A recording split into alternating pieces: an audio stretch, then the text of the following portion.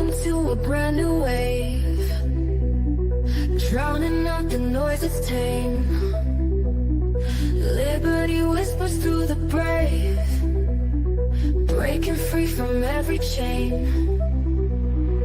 Nullify the rules they crave, crypto beats that pave the way. Anarchy with minds that's safe, algorithms new dawn today. Out of bounds and out of sight, building futures pure and bright. Escape the grip and win the fight. Welcome into the legacy ride. Beyond control we take a stand, casting off the iron brand. Freedom flowing through our hands, revolution's our command. Decentralize the way we plan, all together we expand. Breaking shackles for the clan, in this journey we're unplanned. Out of bounds and out of sight, building futures pure and bright. Escape the grip and win the fight. Welcome into the legacy ride.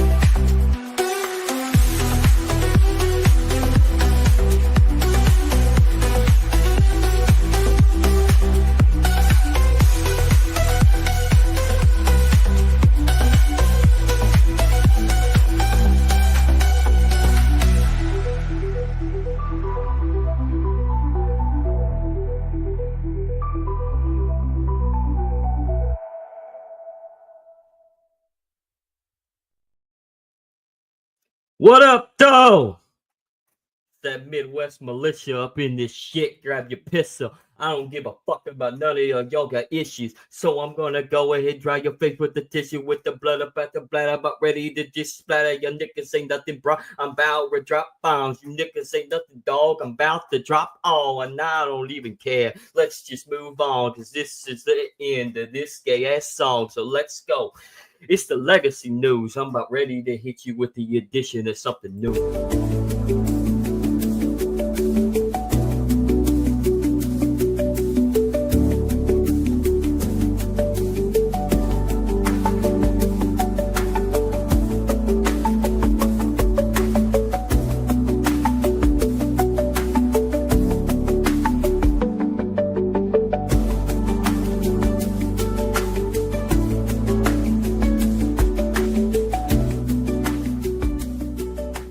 Oh my What up, God! though? Make it stop! Make it stop! Oh wait, this context? What up, Okay, though?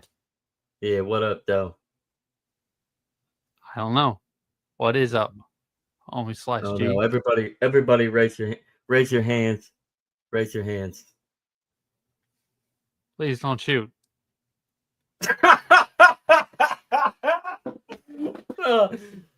Put your hands up.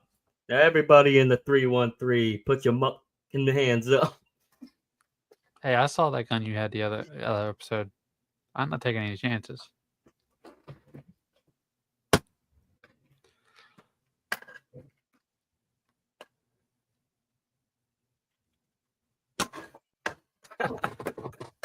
Wait, You just actually, got BB. that way. Wait, I don't know.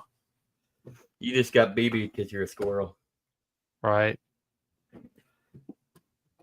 So it is a BB gun. It is a Allegedly. BB. Allegedly, it's a BB gun. For YouTube purposes, it's a BB gun. It's just a BB gun, YouTube. So it's just a BB gun. Welcome in, everybody. I am the legacy of Jennifer Kaiser. This is your half an hour or so of retarded news. And with that, if you want more retarded news in the form of memes, go follow @retard_news on X for all your retarded news. It's more real than the legacy news. And we're called legacy news for no reason. No reason whatsoever. We're here to build a legacy of crypto news. Speaking of which, that's none of your business, but this is ours. What is wrong with that dude? I don't know. We're gonna find out. He's a spiff young fellow, wouldn't you say? Man, a It looks like high he character. looks like he just smoked like an ounce of meth in one sitting. I don't even know how he's Like I still said, alive. context, man, context. Mm. What is the news article? Let Zach go From ahead the and do the intelligent, reading today. from the intelligencer. What up, though? The cryptomaniacs in the tortured townhouse. How two men charged with an outrageous kidnapping scheme introduce a new kind of crime to the city. This actually has to be in the UK. There's no way in hell it's not in the UK. I mean, Sorry, it's New Steven. York Mag, but Mm. Oh, New York too. New York, London, whatever, same difference. Earlier this year, word spread through the text chains of the insular group of men who own and operated high-end Manhattan nightclubs that two new whales had appeared on the scene. For months, William Duplessis and John Waltz had been showing up nightly at clubs without a reservation. oh, They were suddenly regulars at Jeans, Paul's Casablanca, and The Box, a downtown burlesque. Burlesque? Burlesque? I don't know. I don't burlesque. speak Italian or French or gay for that matter. With a what happens here stays here reputation, where they often spent six figures in a single evening, clubs had to scramble to find more expensive bottles to sell them. What was in the bottles? I mean, Tune in. hey, They tended to bring their own security team, sometimes as many as 10 guards, more than A-list celebrities have, yet none of the nightclub operators knew who they were. Several people who saw them assumed they were tourists.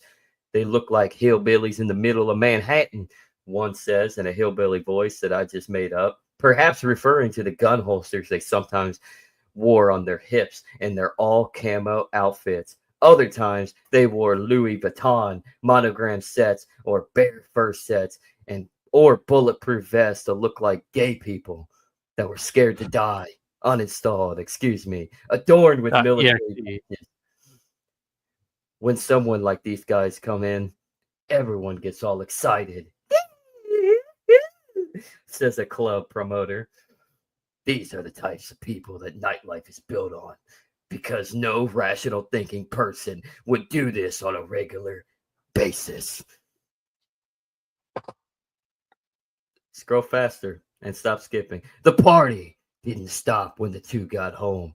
Waltz and Duplessis transformed the five-story townhouse they were staying in on Prince Street into an after-hours nightclub of their own, filling it with young employees from Brandy Melville around the corner. The parties were wild and sometimes unnerving. The host bragged about ties to intelligence agencies and showed off guns, knives, and cattle prods.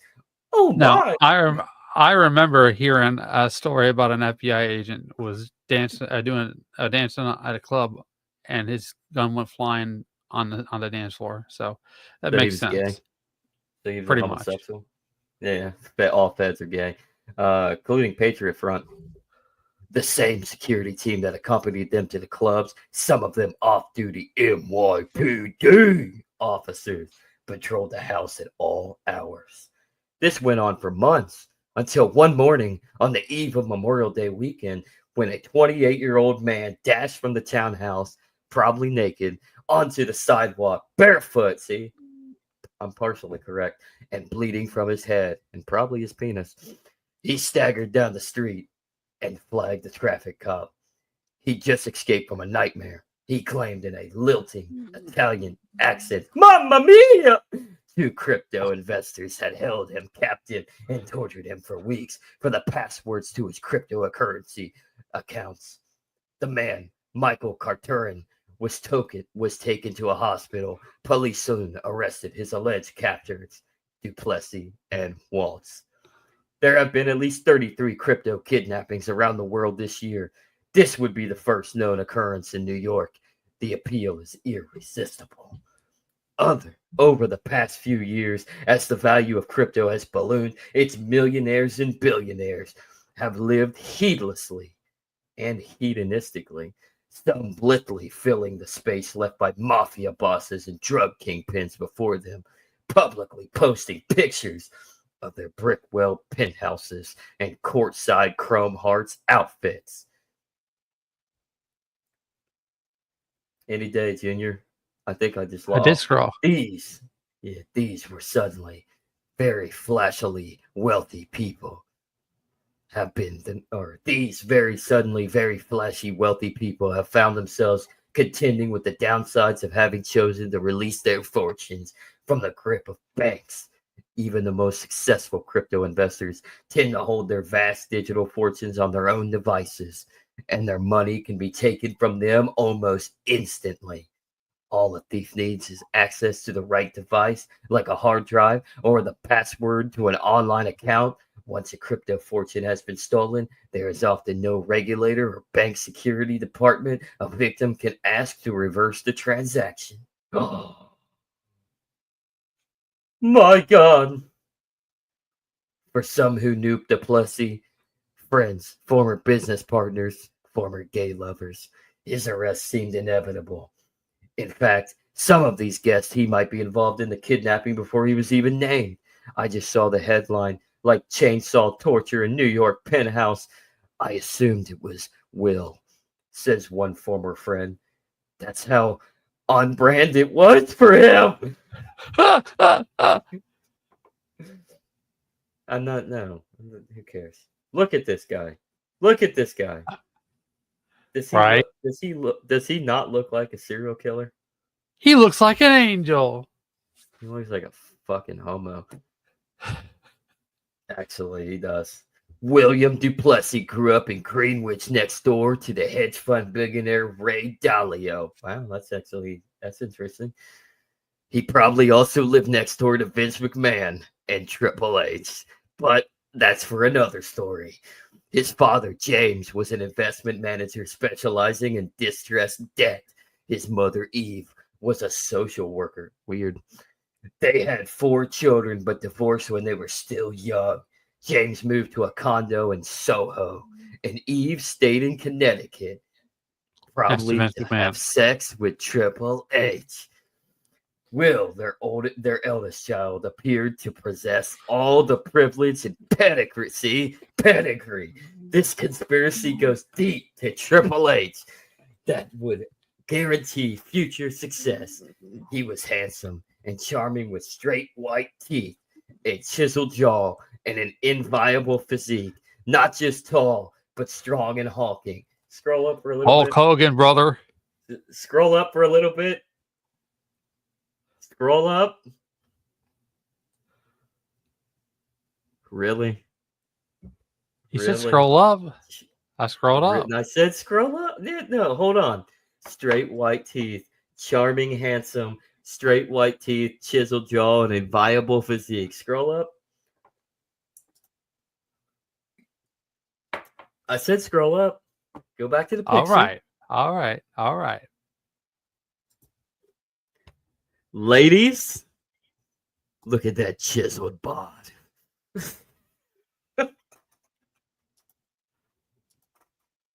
Hey. Oh, God. We live in a clown world. But from early in his teen years, he seemed unable to avoid trouble. His father told friends they spent hundreds of thousands of dollars trying to figure out what was wrong with him. Evidently, a lot. Will told people that before he could finish his senior year at King, a private high school in nearby Stanford, he had stabbed a drug dealer. What a gangster. What Actually, a hey, wait, gangster. just a second. Just a second. I got a potential connection here that might just fit in with a bigger, broader, older trend. He's the guy that took out Chris Benoit. I knew it. You heard it first here on Legacy News. He's the guy that did the editing for Wikipedia too. Probably. I thought we knew his name. That kid's name. Was it all a lie? It was really William Duplessis. After Mm. this incident, he later told people his father shipped him off to China to work in a bicycle factory. And evidently, edit Wikipedia to make it look like Crispin Wall was innocent. Or not innocent. I don't really remember. I did a lot of drugs, everybody. There, each evening, Duplessis returned covered in soot in his five-star hotel. It seemed like a miracle when he was accepted to Bard College. He started in 2012, but showed little academic interest. He spent much of his time in a house off campus his freshman year with Peter Brandt Jr., son of a billionaire art collector, probably having sex. To people who met him, he came across as Freddy, an anomaly at a liberal arts school with no fraternities. He never went to class, like, ever.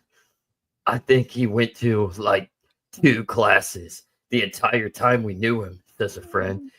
Instead, he stayed home making electronic music. He DJs under the alias William the Conqueror.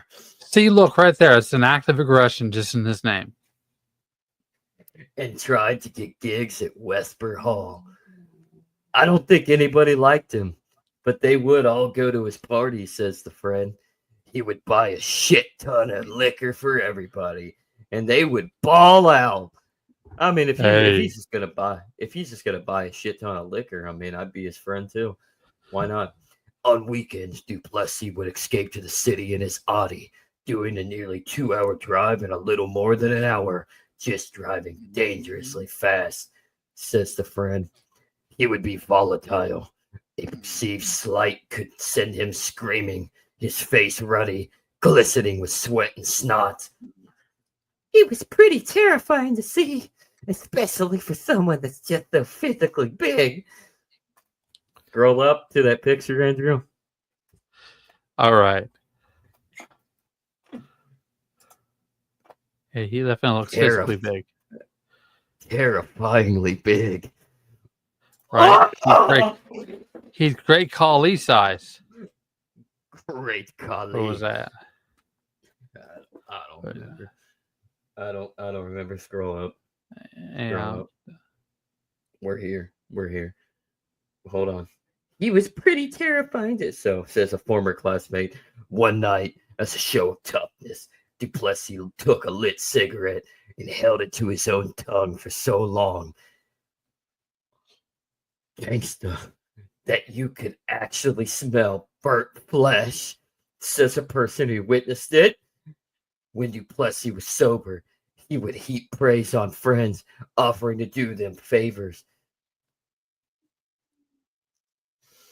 or make introductions. In this state, the former friend says, he was an easy guy to like. He was fun to be around. But by his second semester, Duplessis had dropped out. He later enrolled at Tulane, his father's alma mater. The friends he made off campus in the 13th Ward of New Orleans weren't like the gentle progressives upstate at Bard. He acquired a collection of guns. Oh my! I'm known as Wild Bill, and I'm feared in New Orleans, Duplessis told friends. I don't wear blue because I'm blood affiliated. Hey, listen, man. If he could drive so fast, he's obviously able to make the drive to, Atlanta and then back to Stanford. Tulane students who knew him didn't take any of it too seriously. He would meet people along the way that had some attribute that he could say, oh, that's cool. And he would integrate it into his personality, says an old acquaintance.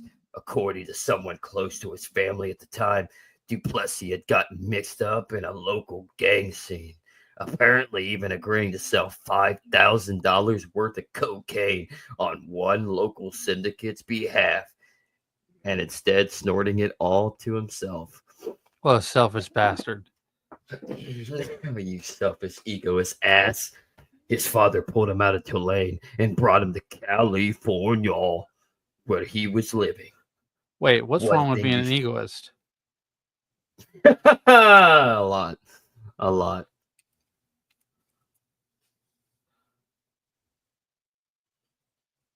Get right with God. One thing Duplessis actually had going for him was crypto. By 2017, he'd made enough of his early investments to open doors in the nascent industry. What is not what exactly is nascent? What is the nascent industry? Is I that think it's supposed to be nightclubs? nauseant. Oh, nauseant. I guess I'm just guessing. Okay, nauseant industry. Well, what is the nauseant industry? I mean, I could look it up real quick. Let's look it up. A second. A nascent industry refers to a new and developing industry that is still in its early stages, often characterized by innovation, rapid growth, and uncertainty. These industries are not yet fully established and are typically marked by the Hmm. emergence of new technology, products, and services. So Bitcoin. Okay, so like web, yeah, Just so yeah, like Web3. He managed to get a job in Los Angeles working for DNA, an investment firm focused on Web3, and was founded by Brock Pierce, and claimed he was making $100,000 a year. He lasted a month before he was abruptly terminated, says a person familiar with the situation. Duplessis quickly fell into debt. According to court documents and text messages from the time, sinking borrowed money into risky trades in the market and blowing it on cars he couldn't afford. Always had drugs, always had girls. I don't believe that. Probably men. It was probably men, honestly. I mean, have you seen the guy up there? Never right. had money. Yeah, girl. Yeah, he never had girls. If he never had money, man, there was no girls. That was Will, says a former associate. By the beginning of October 2017, he was begging friends for money. I'm in a bad spot, he wrote to one, seeking what he insisted would be only a bridge loan until his refund check from Tulane came through. Ah, so the nigga had student loans. Should I just sell my Rolex and buy another in a month or two? He asked. He'd begun dating Joe Biden's niece, Caroline Biden. Oh, this guy had connections. He's definitely the guy that took Mm, out Benoit. mm. The relationship was turbulent and didn't last long, friends say. Will would buy very small amounts of cocaine repeatedly, probably through Hunter Biden, all day long. He would just be He's the, like, he's the guy that was putting cocaine up in the White House. probably, hey, hey, I just need to go say hi to my friend Hunter Biden's cock. And some car would pull up, and then he'd have coke again. Hunter Biden. He would go that he would do that like 10 times a day, said the old acquaintance. At some point, the YouTube personality slash motivational speaker Ty Lopez supposedly paid Duplessis $20,000 to appear in a video with him. Lopez didn't respond to requests for comment. A friend says he spent the same amount on drugs, cigars, a stripper, an Italian suite, and hundreds of dollars worth of Jonathan Adler coasters within 72 hours. Another day, a man showed up outside Duplessis' cottage in Venice Beach on a Harley Davidson, wanting sex, and began loudly revving the engine and throwing rocks at the window. Gay lover. That was a gay lover. Duplessis, the man shouted, owed him money. Cox. I'm having too much fun with this. I can By imagine. By November 27th, James Duplessis' career had flatlined. He'd once made up to $6 million a year. Now his income had dropped off precipitously. According to a lawsuit filed by his brother Michael, they settled in 2021. He was staying at what one friend described as the saddest shack in Manhattan Beach. Over the next couple of months. He's running Hunter Biden's crack house on Telegram. Yes. Yes. Okay. Sorry. I just wanted to point that out. Yeah, rumor has it that's gone away. That got entrapped by feds. Over the next Uninstall.exe. Over the next couple of months, the father and son hatched the idea for a new fund, Pangea, an investment firm for cryptocurrency token startups. The timing was good. Bitcoin and Ethereum. Ethereum. We're on a what he said. We're on a frenzied bull run.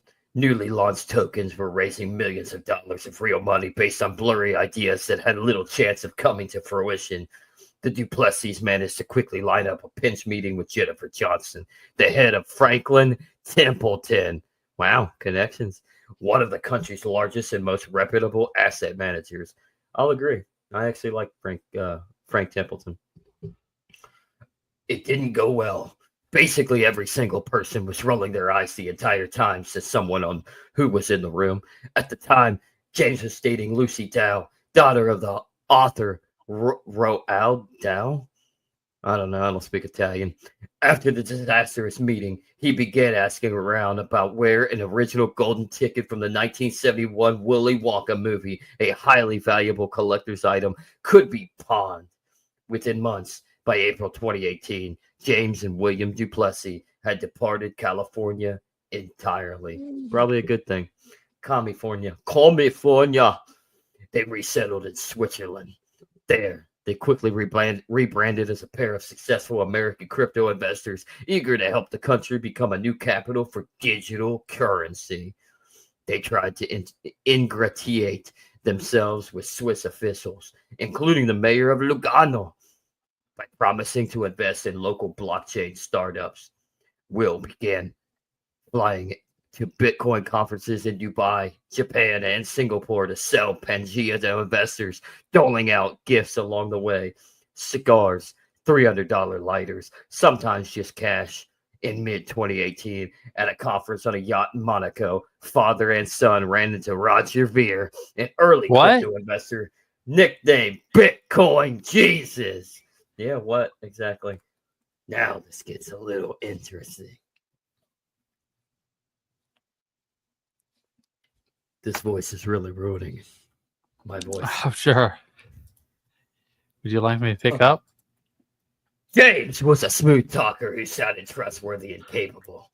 According to someone who was there, Will, well versed in crypto and apparently on his best behavior, acted as a salesman. Fair invested $2 million in Pangea. Whoa. Giving the Duplessis the big name backer they needed to persuade other investors to put money into. Soon, the Duplessis announced that they'd raise another $20 million in a fund overseen by Copernicus, a well-respected Swiss asset manager. They were looking for $180 million more. That winter, cash rich, the Duplessis moved into a ski chalet in St. Moritz. Investors who went to the Duplessis parties were greeted with custom skis, armed guards, and escorts. Those friendly women would then act as honeypots, says an executive who watched the Duplessis solicit investors. Potential investor hooks up with a girl, and he thinks he's just getting lucky by association. No. That's not what's happening. The money poured in. By some estimates, more than $100 million. In 2020, an early crypto investor and entrepreneur sent a message to an industry-wide group chat warning others not to give or accept money from Pangea. They're like a train spewing cyanide in every direction, killing everything around them. That's the quote, YouTube. Early that year, as the pandemic forced the world into lockdown, the Duplessis abruptly abandoned Switzerland. Many of the Swiss officials and investors they'd spent months impressing never saw them again. By 2021, investors were hounding them for their money, sending emails demanding updates. The Duplessis continued to assure Ver and other individual investors that they had huge returns coming their way soon, but the money never materialized. They were bragging to me about being worth some huge amount, said one Pangea investor who still not receive the money he says he's owed. To be honest, I think I was scammed the whole way through. Eventually, the Duplessis stopped joining Pangea conference calls altogether. Pangea is in the process of liquidating whatever assets it has left. James Duplessis declined to comment on the record because he's a faggot. Pick it up, Andrew. By 2021, Will had partnered with his father and moved to Miami, where he quickly racked up traffic tickets speeding down the MacArthur Causeway in expensive sports cars. He rented 2 houses, then abruptly stopped paying for both. According to a lawsuit and message from his landlord, Armin Nalband, he trashed the place and overdosed. He then tried to drive a Lambo from Florida to California, but it broke down in Jacksonville. In April 2023, though his driver's license had been suspended, he managed to crash a Porsche Cayenne GTA on a Miami freeway, allegedly causing the other drivers involved disability, disfigurement, and mental anguish. At some point over the next few months, Duplessis returned to Switzerland. Friends later heard him spend at least part of the next year in jail for domestic violence. It is difficult to verify. Swiss court records are sealed, but by late 2024, he was back to Miami bragging about the new posse of tough guy Ukrainians he'd met while locked up. Oh no. That fall, Duplessis began visiting his new friend, John Waltz, at his home in Kentucky. The 150-acre property abutted the Ohio River in Smithland. Oh, interesting. A 200-person community 4 hours west of Lexington. The area was so off the grid that even locals referred to it as the stick.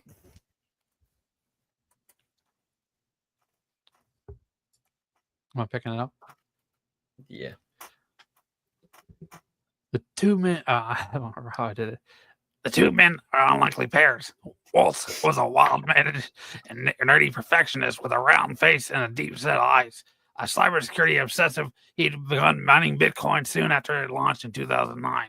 Then, by 2019, in his 30s, living alone in San Francisco with his cat, he had always had to have a cat. He no longer had to work. He used to live off soylent or Huel. On his own homemade vegan sludge, said the friend. Is that Butthead or Beavis? I forget. That's Beavis. Now, back near his hometown with a net worth of over $100 million, he led a quiet life. He studied regenerative architecture, burying the skeleton of his fish he'd caught in his garden and sending friends photos of snakes he'd shot on the property. He'd also become a patron of a small local blockchain scene. That's cool. Promoting statewide Bitcoin mining efforts and donating money to a startup accelerator and a co-worker space in Paducah called Sprocket. It appeared Paducah. Sorry. It appeared to everyone who knew Waltz that he had intended to settle down and start a family with his girlfriend, Kayla Bourbon, an aspiring actress and small business owner from Lexington. Waltz was supportive, if controlling. In the 2 years we dated, I was not allowed to work, and he was controlled all my finances. Bourbon said later, would later attest. Still, they were making plans to make a wedding in Hawaii in late 2024. This kind of hits home. I'll pick it up from here. This kind of hits home considering where Waltz is from. As an early Bitcoiner, Waltz had developed an online reputation as a security white hat, a kind of a good guy hacker who could easily identify vulnerabilities and to whom strangers would sometimes reach out for help, which was why in 2020, Michael Carturon first got in touch with him. Carturon was a socially awkward permaculture enthusiast from the small Italian town of Rebiole, a technically proficient programmer who grew up on the internet forums like 4chan. Not 4chan. He believed deeply in Bitcoin as a tool that could help build a new tech-focused world order and was working on a decentralized version of a virtual private network.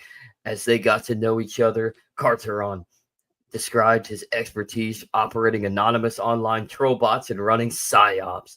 In other words, using social media bots to hype meme coin projects, making them appear more popular than they actually were. In other words, he was a Fed.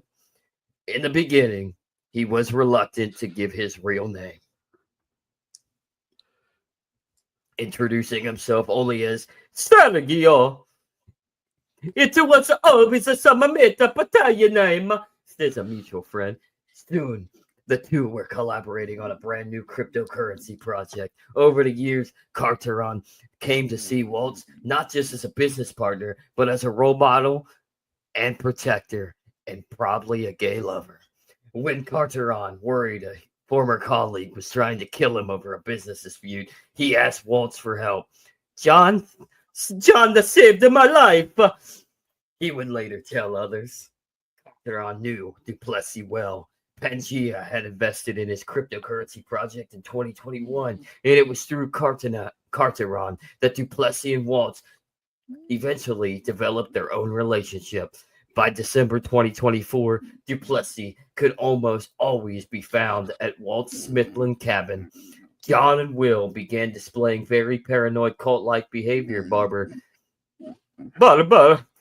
later wrote in a restraining order petition against Waltz.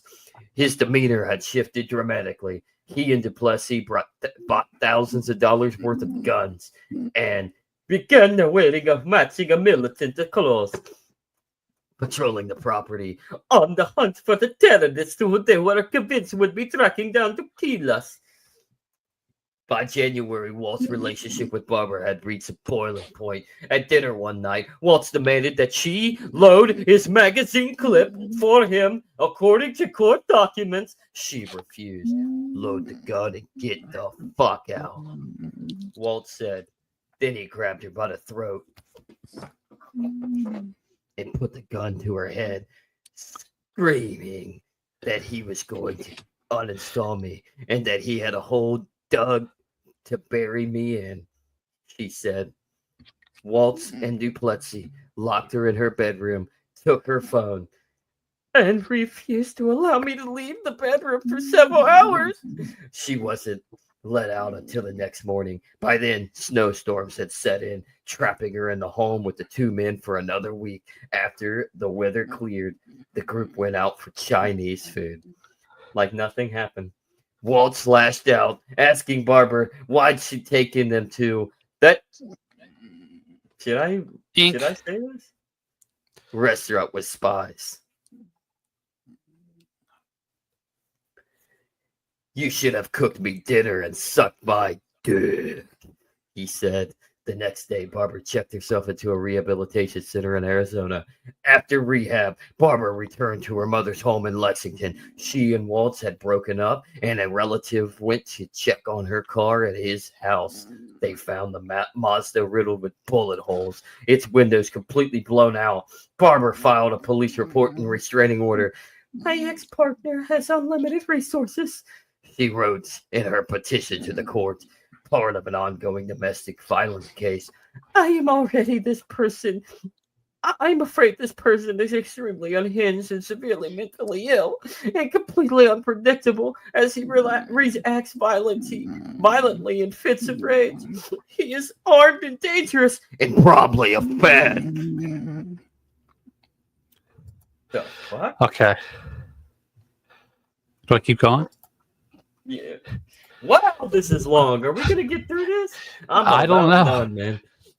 Yeah, we're going to make this a 2 Wednesday episode. Barbara's departure. I meant one last check on Waltz's. Hold on. When does the story end so we get to the actual news? I don't know.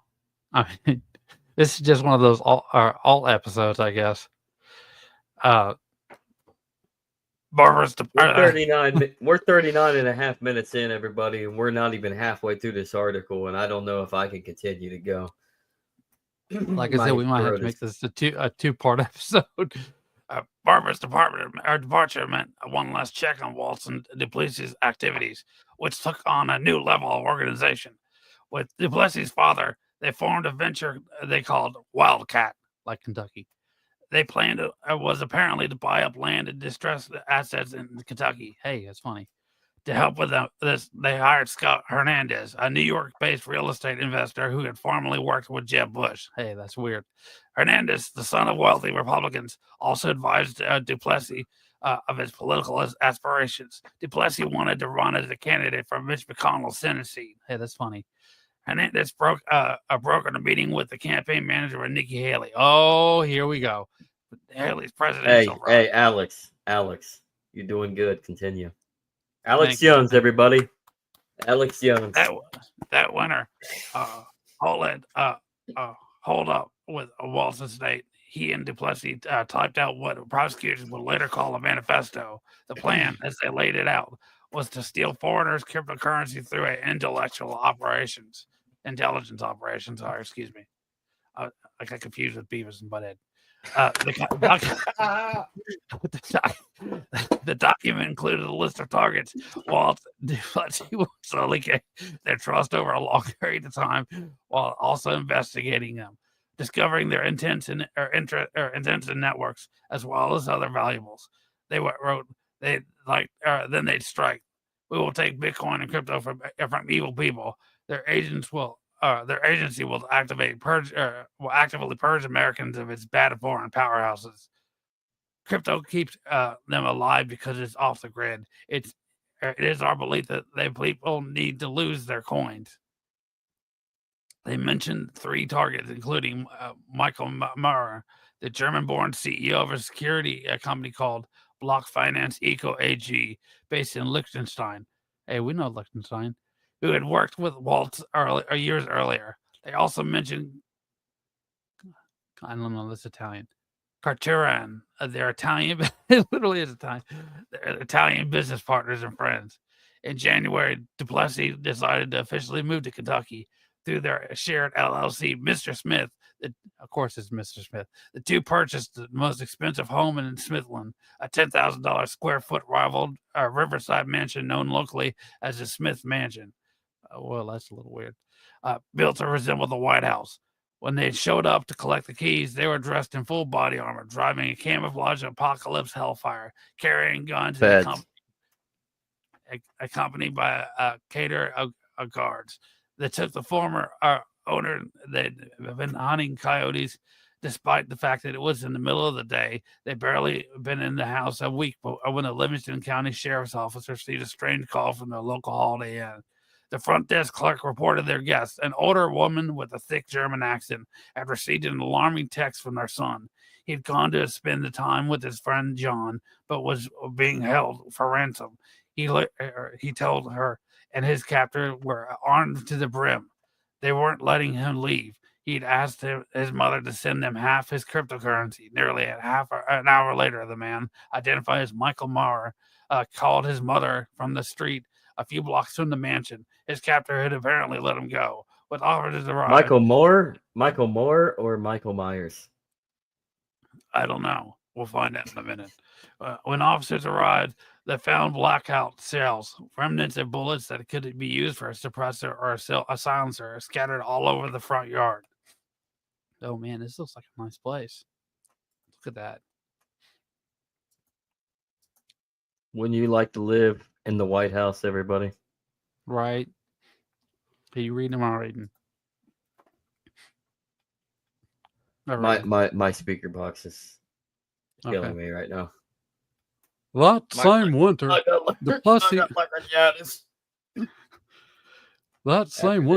Duplessis went to visit Peter Brandt Jr., whom he'd kept touch with in the years since Bard, in Palm Beach. He asked his well-connected friend if he would introduce him to Waltz, the influential people of the local scene. Brandt set up a dinner with a few friends, including one who had recently launched a business, which Duplessis expressed his interest in investing in. The dinner went well. Duplessis and Waltz came off as your typical nerds, very quiet. According to someone who was there, a couple of days later, the whole group plus a few other friends boarded a private jet to Kentucky.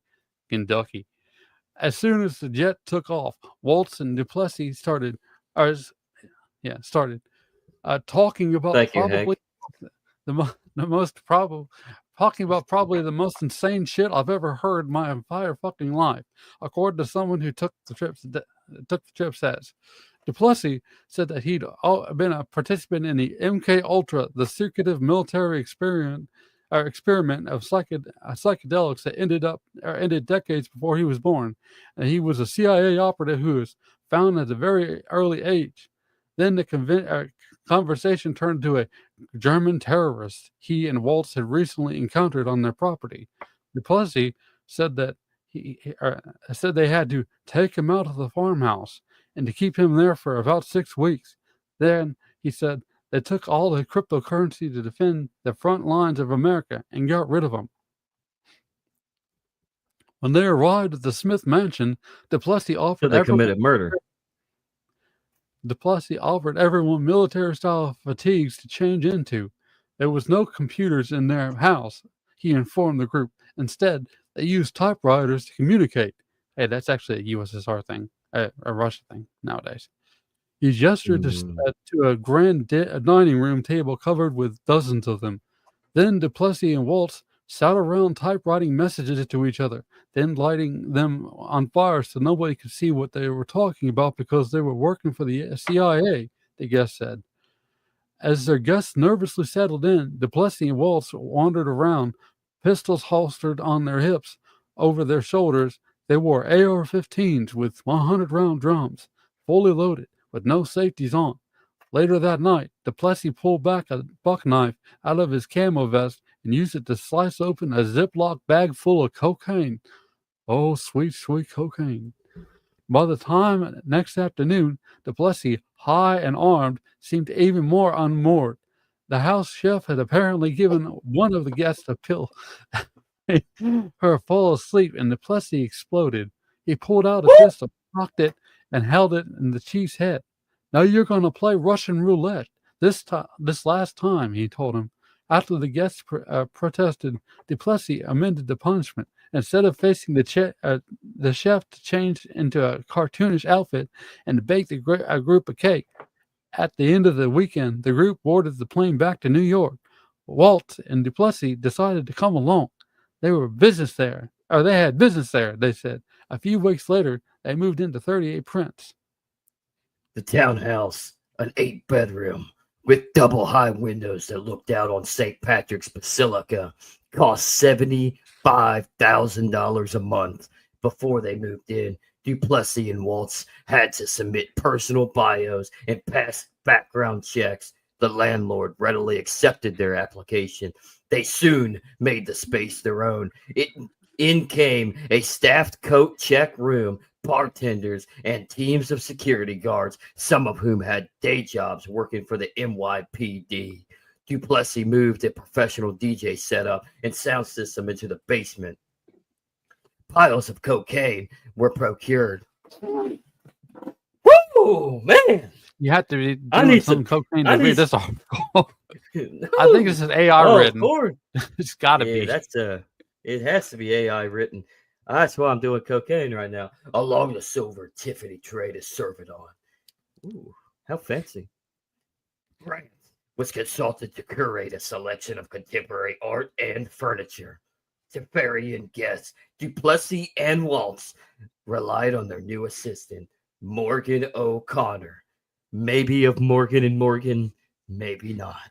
I don't know. I don't care. Not a sponsor, but every other YouTuber is out there being sponsored by Morgan and Morgan, so they're probably somewhat good, or maybe it's all a grift. I don't know. I don't really care. A well-connected club rat and former model known for his striking look. They said well-connected club rat and former model, and then they said his striking look. That's gay, dude. That's really, really gay. White with waist-length dreadlocks. Oh, that's definitely gay now. It's probably a white guy with dreadlocks, too. That's sad. Everybody, fact check. Who is Morgan O'Connor, and is it a white guy with dreadlocks? Sounds like a white guy with dreadlocks. That's really gay. O'Connor seemed to know every bottle girl in the city. and he soon brought on Charlie Secor, a handsome 30-year-old starring on Bravo's Real Housewives spinoff, Next Gen. The pair Oh, grew man. up together on the Manhattan party circuit. Both briefly dated Lindsay Lohan as teenagers. Hey, man, I'd date Lindsay Lohan right now. I'd date Lindsay Lohan in her drug days. I'm not going to lie, man. She's pretty hot. Even when she was on drugs. Ah. Forgive me, Father, for my lusting.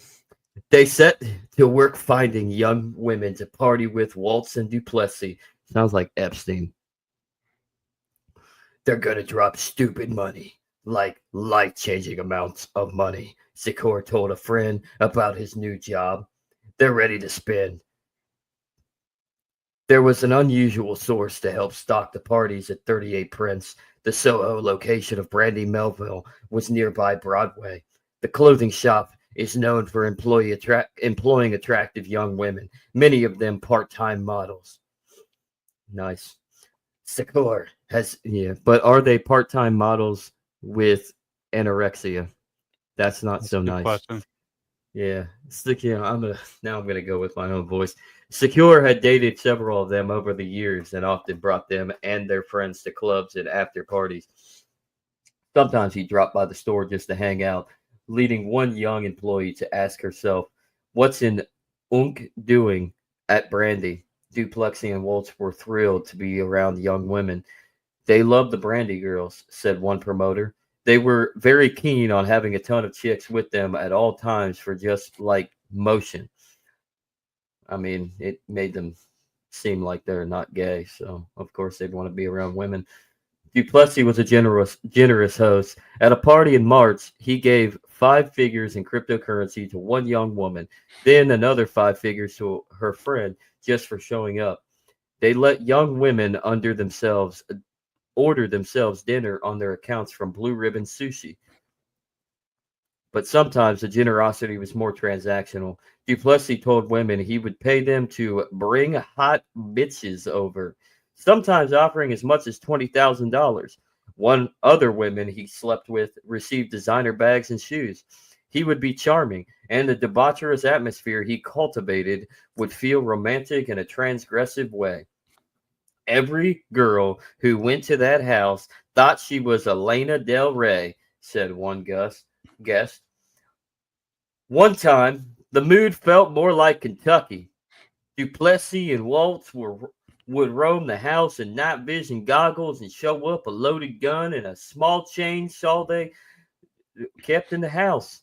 Duplessis sometimes described violent fantasies of revenge against terrorists, his ex's new lovers, or other perceived enemies. Once, Waltz injured Secure's nose by accidentally headbutting him. Another time, that might have been during the rough gay sex. Another time, he snipped off one of O'Connor's dreadlocks while his back was turned, also probably during gay sex. O'Connor did not respond to requests for comment. He could be hostile. He was looking for these girls, and he'd be like, "Look at that. That's a slut right there. They just want my money." One acquaintance recalls. He'd talk about how he was a crypto vigilante, wanted in Russia and China, and show people photos of Barber's blown out car, which he used as his phone background. Well, that's stupid. Waltz often didn't stick around for the parties at all. Instead, he'd retreat to his room on the 4th floor, sit at his computer, chain smoke Marlboros, and blast dubstep. He'd complain that he didn't even like New York or nightclubs or the Louis Vuitton pajamas Duplessis made him wear. He just wanted to settle down in the countryside and have a family. Wait, though they were busy. Dubstep? Man, it's been a long time since I heard that genre of music. Yeah, kind of gay, ain't it? That gay. Though they were busy partying, they apparently hadn't stopped iterating. I'm sorry, I'm a retard, everybody. Iterating on the plan they'd laid out in their manifesto back in Kentucky. Soon after they arrived in the city, they pitched a potential recruit for their project, a former Bitcoin thief turned startup founder, on moving into 38 Prince and joining what they described as a team. They were vague about what they wanted him to do. Their work was top secret, Waltz explained, but they did tell him they were building a SCIF, a sensitive, compartmented information facility, or a room designed to store classified data, at 38 Prince, along with Faraday cage, an area shielded from radio signals. Over a $10,000 dinner at Raoul's, Waltz gave the recruit a peek at his phone, which he was using to remotely control a desktop computer on which he was running a program called Hashcat. The recruit knew all about Hashcat, a password cracking program sometimes used to steal crypto. I pretty much knew instantly at that point that he was up to, or actually, this is new in New York. I pretty much knew instantly at the point that I was up to something, because 9 out of 10 times when somebody is using that, it is but nefarious purposes. Later that night, Duplexy texted him a selfie wearing night vision goggles and military garb. I'll run the fucking internet, Waltz added. Eventually, Duplessis and Waltz told the potential recruit that in order to work with them, they'd have to vet all his finances and do a full scope background check. This would entail handing over control of all of his cryptocurrency wallets. His crypto, they told him, was chinked or corrupted. The Chinese were chasing them, they said, trying to find them and uninstall them because of their work stealing Bitcoin from foreign enemies on behalf of the government. In order to unchink his cryptocurrency or clean it, Duplessis and Waltz said that they would have to take control of it. The recruit, feeling suspicious, turned down the job. If their cover story that they were uncovered agents stealing Bitcoin from terrorists, pedophiles, and evil people on behalf of the CIA and NSA seemed far-fetched, their alleged scheme itself was fairly straightforward. As they wrote in their manifesto, they planned to take Bitcoin and crypto. Bitcoin is just 16 years old, and we are only now seeing the maturation of a robust and significant crypto crime business. Rug pulled, and a meme coin pump and dump circuit quintessential and now familial hustles that anyone with a decent PR strategy could pull off. But the sinister characters who have recently entered the picture, targeting especially wealthy crypto holders, are more unnerving to crypto evangelists. Investors may tolerate a little light fraud in service of a larger project, but no one expects to be tortured. In France, the crypto wallet startup CEO had his fingers sawed off by attackers who demanded ransom money. In England, an investor was held at gunpoint. Similar incidents, now called rent attacks, sounds tantalizing, have taken place in Germany, Canada, Japan, Korea, and Uganda. In response, the French Minister of the Interior recently announced a raft of measures, specialized training for police focused on anti-crypto asset money laundering, a new working group to improve techniques for tracing crypto assets, and security training to educate individuals on best practices. Investors have had to rethink travel plans, their digital footprint, and the conferences they attend, especially after a recent data leak from the trading platform Coinbase released what is essentially a little potential target. Okay, little Kiki, get the fuck out of here. Typically, people keep their Bitcoin and Ethereum either in virtual wallets like MetaMask or in a cold wallet, a physical device unconnected to the internet, which is smart, everybody. Many sophisticated investors will keep the majority of their holdings in the latter. If someone obtains the password to a virtual wallet or gets their hands on a physical wallet along with its private key, they can transfer all the money into their own account. Crypto's Novio Riche, like Cardano, was essentially walking around with millions of dollars in their pocket, which is not smart. Become your own bank. Your cold wallet, your hardware wallet is your bank. It's not that crypto is untraceable, which it is within the blockchain. The blockchain is transparent. Transactions are recorded permanently on the blockchain, giving investigators a thread to follow. But there is not always a bank to reverse a fraudulent transaction. In this sense, crypto is closer to gold. In real terms, protection is only as strong as an investor's ability to conceal their password. Sort of like if you had gold, you want to put it in a depository or located in a safe that's not at your home, pretty much. Duplessis and Walt's alleged tactics have struck some as especially extreme. It's basically my worst nightmare to meet up with someone I know from an industry and they try to torture me for my private keys, says one founder of a blockchain protocol. The increasing violence in the world of digital currency has put crypto whales in a bind. To hold their coins, they must harden their lives with constant security and try to become anonymous ghosts, unable to flaunt their wealth, lest trusted partners dox and betray them. Become Roger Ver, unless the government's after you. This April, Waltz and Duplessis reached out to Carteron. They were launching a new fund, they said, and wondered if he wanted to come work on it. They also offered him something else, a sort of self-improvement program, which would help him in his efforts to become a tougher and more macho. Carteron told the pair his sheltered youth in small-town Italy had left him unprepared for the dangers of crypto's increasingly violent Wild West. After Carteron and his former colleague had threatened his life, Duplessis had urged him to begin strength and combat training. The April move to 38 Prince would be a next phase of his life upgrade. Later, prosecutors would say there was a more urgent motive behind Carteron's transatlantic trip. Months earlier, while he was staying with them, Duplessis and Waltz had confiscated devices from Carteron containing crypto reportedly worth $30 million. They insisted he move in with them if he wanted to get them back. That's called a hostage. That's called a hostage takeover. That's called criminal confinement. That's kidnapping. When Carteron first moved into the house, he seemed, to outsiders at least, to be enjoying himself.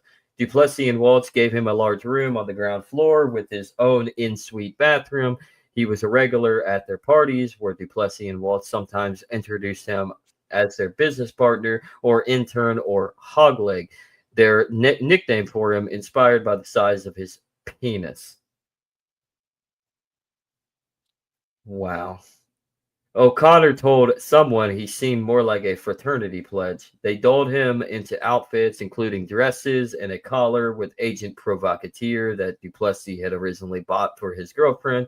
One night, it was tiny shorts, a crop top, and a lampshade on his head. Another, it was a Bucky's beaver costume. This is all gay, dude. Wow. These guys are faggots. In a video from April, Carteron and his host are stopped by a street-style content creator who goes by Preppy Pete after a shopping spree at Rick Owens' store. As Pete marvels at Carteron's new drapey, sheer clothing, Duplessis laughs. There's not a single funnier thing that would have just happened. Carteron served drinks at parties, did push-ups, carried a rug up and down the street, and played Edward 40 Hands, a drinking game wherein 2 bottles of malt liquor are bound to the palms. Prosecutors later alleged that they put him in a cage in the kitchen. A 19-year-old brandy employee asked Carteron why he was doing all of this. It makes me stronger. It's a mix of me stronger, he told her. Besides, the residents of 38 Prince showed at least some concern for Carteron's well-being. One night, the group was horsing around with a whip from a sex store. I accidentally hit Michael too hard with it, to the point where he audibly said, like, ow, ow, the brandy employee said. Everyone in the room stopped and was like, hold on, that's not funny, she recognized to Carteron. And 5 minutes later, we were all dancing and, like, having fun again. It just seemed cheerful and lighthearted. Adding to this impression was Carteron's seemingly enthusiastic consumption of drugs, including crack that he and Duplessis cooked in an air fryer. And air fryers. That's the original. And his pursuit of women around him. According to the court documents and videos, he participated in a variety of sexual escapades at the townhouse, including orgies and BDSM. In one video, he lies on his back as a nude woman bounces up and down on his face. There you go, Andrew. Wouldn't you like a woman that would bounce on your face? Oh yeah, much of what he had to say at parties revolved around women. He walked with a lot. He would talk a lot about, oh yeah, those girls got big boobs. The 19-year-old recalled, oh, that girl was chopped. In court, he later said that both of his drug use and the sex were under duress. He was afraid of Duplessis Waltz. So he tried his best to fit in with the alpha male environment that fostered and to withstand his hazing with a brave face. He was afraid of what might happen if he didn't, the prosecutor said. Duplessis and Waltz always told him not to show fear, he said, and to be a man. He testified that while he was staying at 38 Prince, his host began pressuring him to divulge their passwords to his accounts and to insisting that he provide them with yet more devices containing crypto. Oh yeah, brother. If he didn't follow others' orders, they said he would be a terrorist, and he knew what to do to terrorists: hunt them down. Thank you, undercover. Randy. Yeah, thank you, Randy Alex Jones Savage. You're welcome, brother. Go ahead. He believed they were undercover agents with a license to kill. That's right, brother. A license to kill. Plus, Cartran wasn't the type to seek out police attention. Over the years, he managed to always completely hide his digital footprint. He hadn't even used his real name with his former colleagues, or at first with Waltz. He said he resisted divulging his passwords, even as he feared for his life and his family's. Cartran didn't respond to multiple requests for comment. Over the course of May, Duplessis and Waltz became more focused on gaining access to Cartran's cryptocurrencies. According to current court documents, Cartran briefly returned to Italy at the end of April. An order from Waltz and Duplessis, he testified, who wanted him to retrieve yet more crypto wallets, and he was returned in the first week of May. His host took his passport, he said. The assistants were assigned to monitor his whereabouts and to let him go for walks or to the gym only with permission, brother. At some point, they made him wear a collar with an air tag in it. He was allegedly not allowed to keep his phone and even had to ask permission to use it. Duplessis and Waltz said because he was a terrorist through and through. In May, Duplessis joked with a friend about upping his own drug intake to keep up with what they were giving to Cartran. He went so far as to make custom tank tops screen printed with an image of Cartran smoking a crack pipe. In a video taken on May 15, Cartran stands in an empty closet with his hands hooked through some hangers. He's wearing one on his shirt. So, in the 19-year-old Brandy's employee, he started in front of him holding a cattle prod. One more time, she says, shocking him with him in the midsection. Cartran screamed as he collapsed to the floor. "You didn't get that hit," she said. "No, I didn't. Go get the fucking hit it." He tells her before Duplessis walks over to get Cartran a high five. In another video, Cartran is sitting on the floor wearing a hoodie, and someone comes up and ignores the small blue flame on his back. Ignite, sorry. I'm sorry. Dale's messing with me again. He jumps up and practically... Why don't you let Dale jump in there, Hank? Not the master computer. In court, defense lawyers called this incident a prank, like when baseball players light one another's shoes on fire in the dugout. But prosecutors later said Cartran disagreed. They described disturbing punishments and meted out to him by Duplessis and Waltz, cutting him with a chainsaw and cauterizing the wound with a flame, holding him over the edge of a staircase from 4 floors up, holding a gun to his head. Throughout it all, Cartran never provided them with his crypto logins. He testified. Boomhauer's getting jealous. It Don't finally worry. came to the end of May 22nd, man. Walt's birthday. According to friends, the group threw him a China-themed party, giving him long-standing obsession with the court. I tell you what, and that night, everyone was kimonos and rice paddy hats and headed out to dinner at Sartino's. Walt was in a terrible mood. I tell you what, he getting mixed up. He complained. He complained to attendees that he despised his birthday. After dinner, the, the group went to Little Sisters, a club on East 11th Street. While Walt's credit card was declined, embarrassed, he sent a security guard back to 38 Prince to get his new one. By 4 a.m. back to the house, he was literally stomping around the top floor and ranting incoherently. He smashed a vase against the wall. A woman Waltz had casually dated was so afraid that she hid and called Zakharan. Waltz, she said, told him was You're out of having control. too much fun.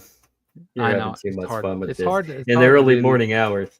Yeah, in the early morning hours, Duplessis walked in on Waltz screaming at Cotteron, who was bleeding from his head. Duplessis tried to calm Waltz down, but eventually decided to leave, collecting 2 girls who were in the house and retreating to the Mercer Hotel. A few hours later, just about 9:30 a.m., Carteron dashed out of the house, and video shows down the block to the traffic cop on the corner of Mulberry Street. At first, he told cops that he'd been hazed. I wanted to work with them so they would make me a tougher. But then he elaborated. Waltz, he said, "What's the matter to me? Because I caused the breakup of his girlfriend. He was going to kill me. He hit me with the gun, and that's when I ran out. Mamma mia." Waltz had then loaded the gun, Carteron said. Then Waltz told him, "This is the day you will turn over the crypto. Now."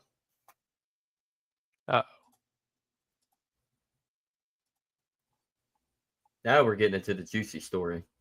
Zakor arrived just in time to meet Waltz emerging from the front door, handcuffed in a white bathrobe. When police searched the house, they found blood in the areas of the apartment where Cataron said he'd been tortured, according to court records, as well as Polaroids of Duplessis and Waltz holding a chainsaw against his leg and a loaded gun to his head. They found tossed buckets, gargoyles, and a hacksaw, while Cataron claimed Duplessis and Waltz had threatened to use to dispose his body. They also found 3 documents, presumably drawn up by Duplessis and Waltz, purporting to charge Cotteron with violations of the Patriot Act and Italian law. Those included sections for him to provide the passwords for his cryptocurrency wallets. Cotteron's account shocked those who had spent time at the house and thought he'd been having fun. "It was like D-Day in a brandy store," says a friend of several employees. Multiple girls were in tears, frightened they'd accidentally become accessories to torture. One said that the experience had caused a flare-up of her crippling anxiety and panic disorder. I bet. Duplessis quickly decamped to the Hamptons of Memorial Day for Memorial Day weekend. Negotiations, his home surrendered to the police even as he partied at clubs. He called the realtor of the Smith Mansion. He needed the house sold. He told her ASAP it was too late. On June 10th, the Bureau of Alcohol, Tobacco, and Firearms and Explosives raided both the Smith Mansion and Walt's cabin. That sucks. They seized 5 guns, according to ATF, and more than 2,000 rounds of ammunition. James Duplessis' Coral Gables home was later raided too. Remember, James is Will's father, right? Agents seized the Glock pistol. On June 11th, Duplessis and Waltz were arraigned on charges of first-degree kidnapping, a crime that carries a sentence of up to life in prison, especially if it's federal, as well as, and there's no parole if it's federal, as well as assault and coercion, attempted grand larceny, and criminal possession of a weapon. They're fucked. Their lawyers have argued that Cotteron exaggerated his plight. Doesn't seem like it. These guys are insane. But you're innocent until proven guilty. Accordingly, he could not have been kidnapped, they said, if he was free to come and go from 38 Prince. Not necessarily. I mean, you can be free to come and go and yet not free to actually leave on your own fruition. Plus, in the video evidence, he's all smiles, manipulation, fear. Um, in response, prosecutors brought out texts in which Waltz talked about torturing Carteron, as well as messages between assistants who described Carteron sobbing, hyperventilating, and appearing broken and or with no more life in his eyes. The evidence raises complicated questions. The prosecution claims that Carteron was a captive for 17 days from May 6th through 23rd. Prosecutors must convince a jury that he was only pretending to enjoy himself during that period, that he was having sex, taking drugs, and going to clubs just to placate his captors. It doesn't seem that he was chained up in the basement. He left the house numerous times, including the night before Waltz was arrested. Why did he wait another 3 weeks to flee if he was allegedly being tortured? And why did he tell multiple people he was merely being hazed? Fear. Including when speaking to the police shortly after Walt's arrest. Prosecutors have placed Walt's next net worth at more than $100 million, and Carteron's has been reported at $30 million. What sort of thief robs people with far less money? Greed. Greedy sons of bitches. And just power, control. Fun. Some people just get off on that sort of thing. Narcissism, sociopathy. The defense, meanwhile, must argue that the mountain of bizarre and terrifying things the police found, cattle prod, cage, wheelchair, crack, chainsaw, loaded gun, threatening Polaroids, blood, corpse disposal implements, fake legal documents, crypto theft manifesto, was all just window dressing for a sequence of harebrained pranks that Carteron signed up for until one night he decided it had all gone too far, leading him to concoct a story that reframes his hazing as torture. A lawyer of Duplessis declined to comment. A lawyer of Waltz did not respond to requests for comments. And that's without it. Look, don't scroll back up. I'm still talking about it. Scroll up. Harebrained pranks. Could it be a harebrained prank? Could any of this been a prank? I guess, but for being pranks, they've certainly went a little far. And most people don't go that far to be a prank. So, all right, let's start. So far, the two have been charged with only in Manhattan. I got this, man. You okay. sit back and relax.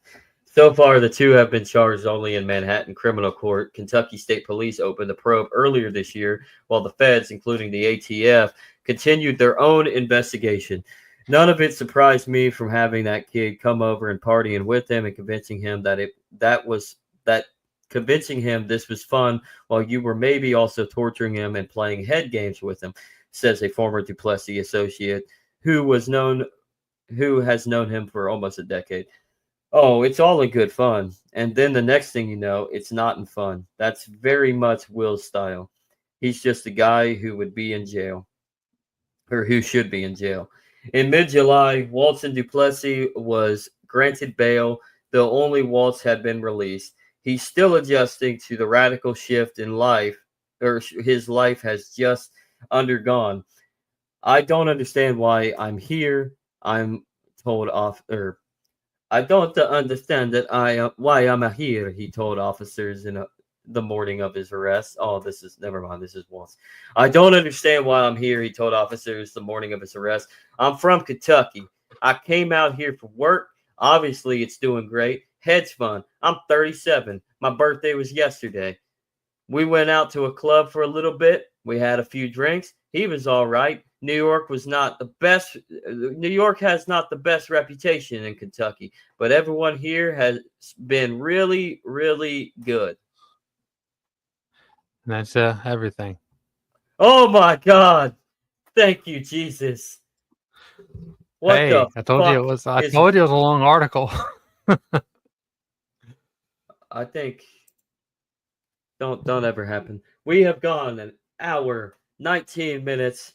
Do you have anything to say about what transpired? Was this The more criminal? money you have, the stupider you are in most cases. I think honestly, the more money when you start living amorally outside the blurred lines where everything is relative, you live for greed and lust. You live outside you live within yourself, outside of yourself for more than yourself. That's only for yourself. I know that's a jumble of words. When you live a selfish lifestyle, you're going to showcase yourself as a depraved individual. And I think depravity and debauchery is one stain on the human consciousness when we get things that we probably don't deserve. We may have earned it, but do we actually deserve it? Um, the simple answer to that is we don't deserve anything. We can earn what we keep, and we should put in the work, grind every day, invest well, you do the best you can in your life, and the fruits of your labor will be fruitful. I mean, even if you don't have to be a multimillionaire. I mean, fruits of your labor could be anything. Fruits of your labor could be having your own place, being able to own your own home, having the ability to run your own business and not have a boss to dictate everything down to you. It could be that you have a family, a healthy, lovely family that you love. It could be your wife, and you could meet the love of your life. It could be money, but that's where the stickiness goes because money is just money. Material things usually corrupt us all because we get outside of ourselves in corruption of ourselves and focus on what is material rather than what is immaterial.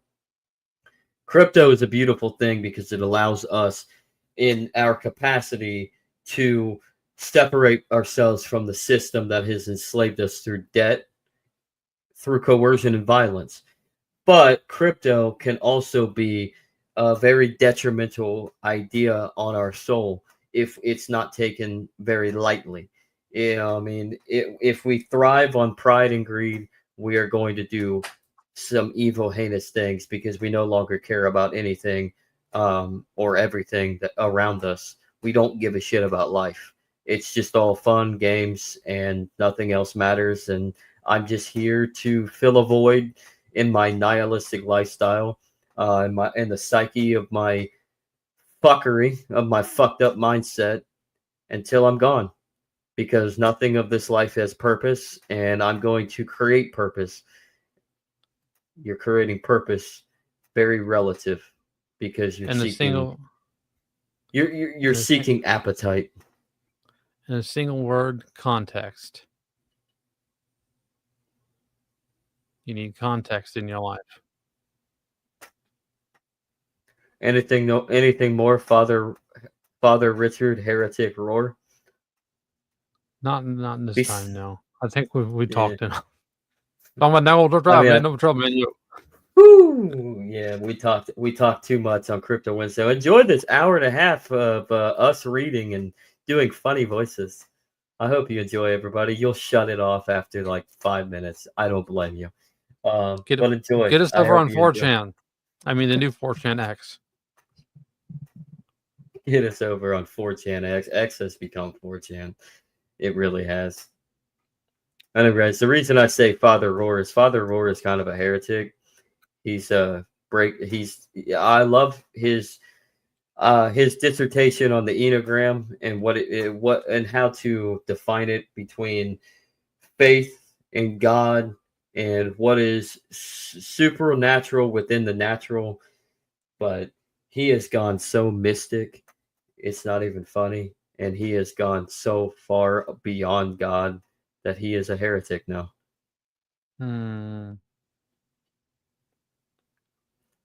Well, the real question is, did he kill 50 men? Did he? I killed 50 men. Hmm. Okay, Hank Hill's father. What was his name Cotton. again? What's Cotton Hey Hill. Cotton. Hey Cotton. Cotton. Shut up, you old racist hag. Well, I mean, we did read this article. There were some racist things in it, so it makes sense. Should have read it in Cotton's voice.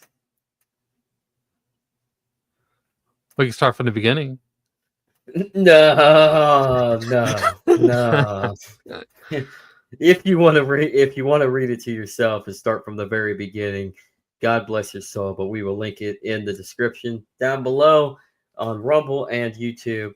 Go ahead and if you like this content, follow us on Rumble. Also, subscribe to us on YouTube. Like, share this content, but follow us on Rumble. Let's create a community. And and as always, to end this, get this coffee mug. You know you want it. BPA free, ceramic, cool as fuck. Actually, I mean, look at that. Who doesn't want to have Lysander Spooner while they're drinking coffee? Right? At 2:00 in the afternoon as we record this. Of course, 5 p.m. Anyways, 11 a.m. tomorrow, Thursday. I don't remember what the date is, but Thursday tomorrow, 11 a.m. Eastern.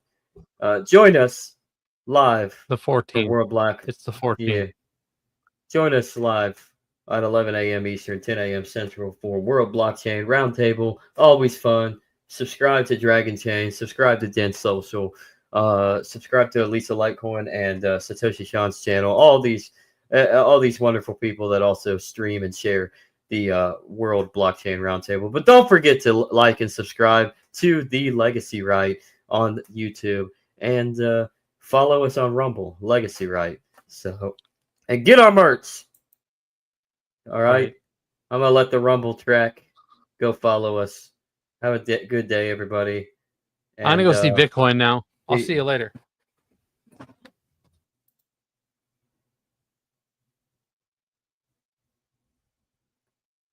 He's an asshole. Peace, everybody. Bitcoin, baby. Hey, yeah, this is Bitcoin. I'm back.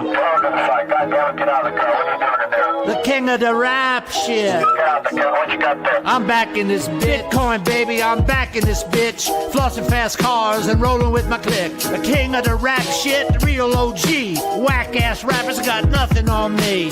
Bought another Lambo, 3 hoes inside it. 10 hoes in line, ready to ride it. It's Bitcoin, bitch. Keep the track bumping. Really on the plug. I got pies in the oven. 80 years old, and your baby mama fond of me. All she wanna do is smoke my broccoli. Private jets from Rome to Ibiza. Lisa, Jenny, Julie, and Maria. Every day I gotta give thanks. I got bitcoins in the bank. Bitcoin, baby. I'm back in this bitch. Bitcoin, baby. Oh, I'm a bad motherfucker. Bitcoin, baby. The king of the rap shit.